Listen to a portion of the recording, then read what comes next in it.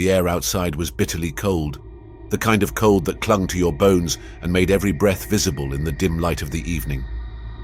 Nyari pulled her scarf tighter around her neck as she exited the district hospital, the faint chill cutting through her scrubs and the oversized jersey she had thrown on for warmth.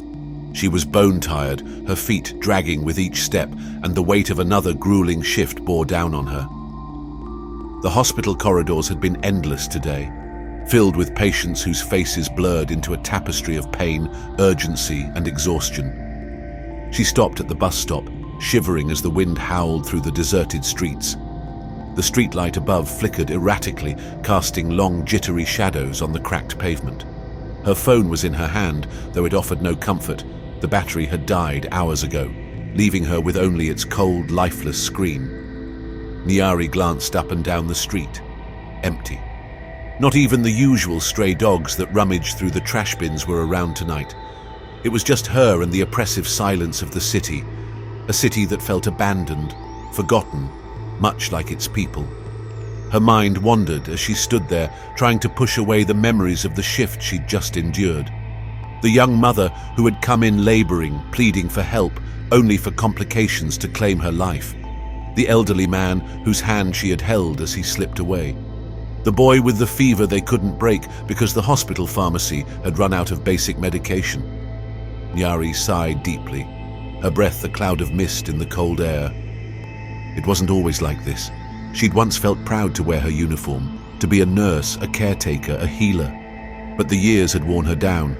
The shortages, the impossible hours, the endless stream of suffering had hollowed out the hope she'd once carried. These days she was running on autopilot, her compassion buried beneath layers of fatigue and frustration. A faint hum broke the silence, pulling her from her thoughts. At first she thought it was a trick of the wind, but the sound grew louder, an engine's steady rumble cutting through the stillness. She turned toward the source, her heart quickening. A bus was approaching. It emerged from the fog like a spectre, its headlights piercing the darkness with an otherworldly glow. It wasn't like the other buses she'd seen before. The body was old and rusted, its windows dark and impenetrable. The destination sign above the windshield was blank, and yet it rolled toward her with purpose. The bus came to a stop with a groan, its brakes hissing like a living thing exhaling. The doors creaked open, revealing the dimly lit interior. Nyari hesitated, every instinct screaming at her to turn back. But what choice did she have?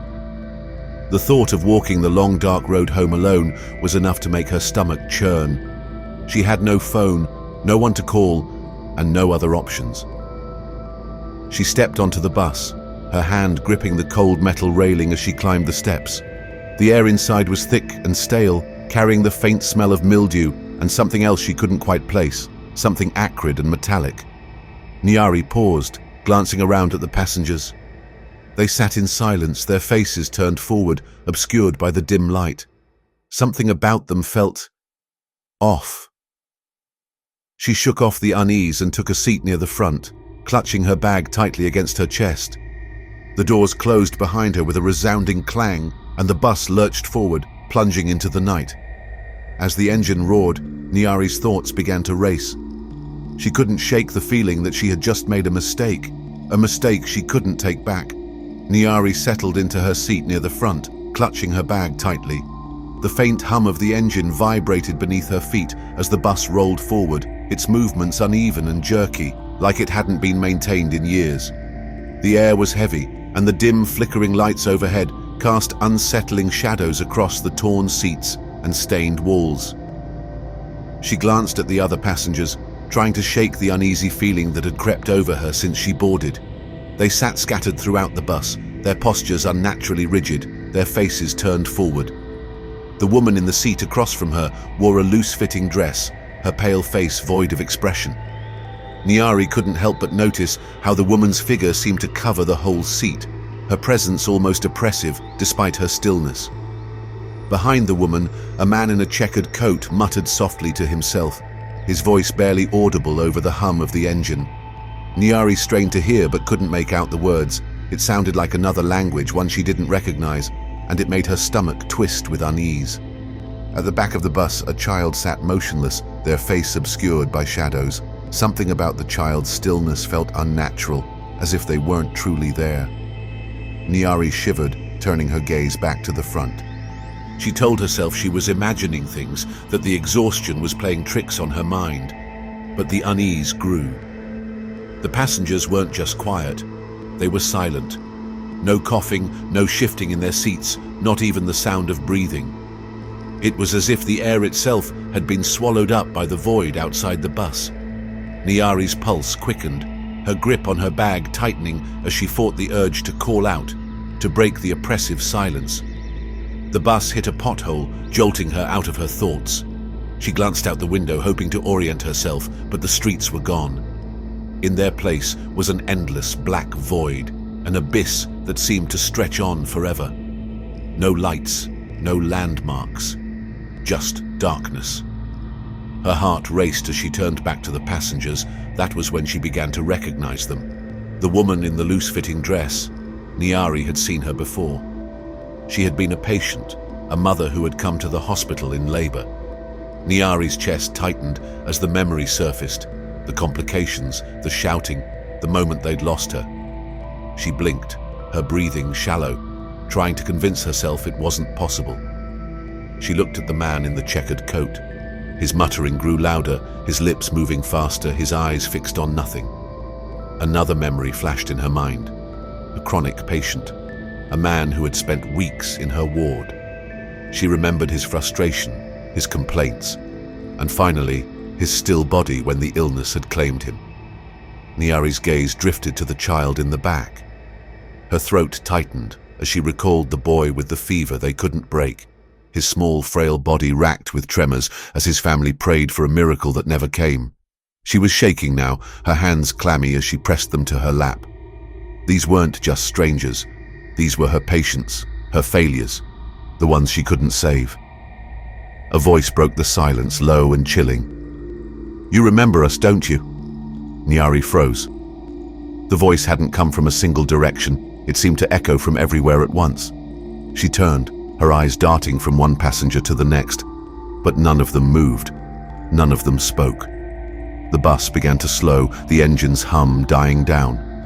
Nyari's breath quickened as the oppressive silence returned, heavier now, almost suffocating. She felt the weight of every gaze in the bus, even though no one had turned to look at her. The doors creaked open, but there was no stop, no platform, just the void waiting outside. And in that moment, Nyari knew she wasn't just on a bus. She was on a journey she couldn't escape. Nyari's chest heaved as the realization set in. She was surrounded by her patients, the ones she'd failed, the ones who had died under her care. Their faces, once hazy memories, were now vividly clear, each one a sharp reminder of her shortcomings. The silence was unbearable, broken only by the faint rhythmic hum of the engine. "You remember us," the voice echoed again, deep and resonant, as if the bus itself were speaking. It wasn't a question, it was a statement. The woman in the loose-fitting dress turned her head slowly, her pale, expressionless face now fixed on Nyari. Her lips parted, and her voice, soft yet dripping with bitterness, pierced the air. "You didn't even look at me, you didn't care." Nyari's throat went dry. She tried to speak, but the words caught in her mouth. The other passengers began to stir, their movements deliberate and synchronized, as though they were all connected. The man in the checkered coat leaned forward, his muttering growing louder until it became discernible. "Weeks," he hissed, his voice cracking with anger. "Weeks I spent in that bed, and you barely said a word. Just another chart, another task, another failure." The child in the back let out a laugh, a high, unnatural sound that sent chills down Nyari's spine. "She didn't even try," the child said, their voice layered with echoes, as if multiple children were speaking at once. "She left us there." "No," Nyari whispered, her voice trembling. "That's not true. I did my best." The bus shook violently, as if rejecting her words. The woman in the loose-fitting dress rose from her seat, her movements stiff and jerky, like a puppet on strings. "Your best," she spat. "Was your best leaving me to bleed out? Was your best turning your back when I begged for help?" Nyari's hands flew to her ears, desperate to block out the accusations. "You don't understand. We're overwhelmed. There aren't enough of us. We're underpaid, overworked. We're human." Her voice rose, desperate, but it was swallowed by the growing cacophony of the passengers. They began to close in, their faces contorted with anger and despair. Each step they took toward her felt like a hammer to her chest. "Human?" The man in the checkered coat sneered. "And what were we? Just bodies, numbers on a chart." The bus's lights flickered violently, casting grotesque shadows on the walls. The passengers' voices grew louder, overlapping into a deafening roar. Nyari tried to rise from her seat, but her legs felt like lead. Her heart pounded in her chest as she searched for an escape. The woman in the dress pointed a trembling finger at her, her eyes blazing with fury. "She's the one. She's the one who left me to die." The other passengers echoed her words, their voices a haunting chant. "She's the one! She's the one!" Nyari shook her head violently, tears streaming down her face. "Please," she begged, her voice breaking. "I'm sorry. I'm so sorry." The bus screeched to a halt and the doors creaked open. The passengers rose, their forms shifting into shadowy figures, their eyes glowing faintly with an unnatural light. Nyari's breath hitched as cold, shadowy hands gripped her arms. Her protest was swallowed by the oppressive silence of the bus.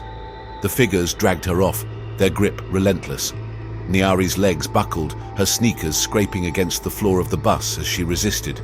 But it was no use. Her blue scrubs caught on the torn edges of seats, ripping at the seams as she was pulled. Her jersey slipped from one shoulder, its fabric stretched and threadbare from the force. By the time she reached the doors, her once neat uniform was disheveled, streaked with grime and shadowy stains that seemed to pulse with a life of their own. As they stepped off the bus, the world outside hit her like a blast of icy air. The desolate wasteland stretched endlessly in every direction, an expanse of ash and mist that swallowed all light and sound. The cold bit into her skin through the tattered remnants of her uniform, and she shivered uncontrollably as her exposed arms brushed against the rough hands of the shadowy figures. Nyari screamed, her voice raw and desperate, but it echoed back at her, distorted and hollow. The shadows dragged her further into the wasteland, her torn scrubs now clinging to her body, damp from the cold. The knees of her pants shredded from being forced onto the gritty ground.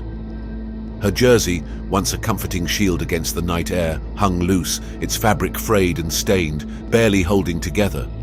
The passengers formed a circle around her, their indistinct faces glowing faintly with accusation.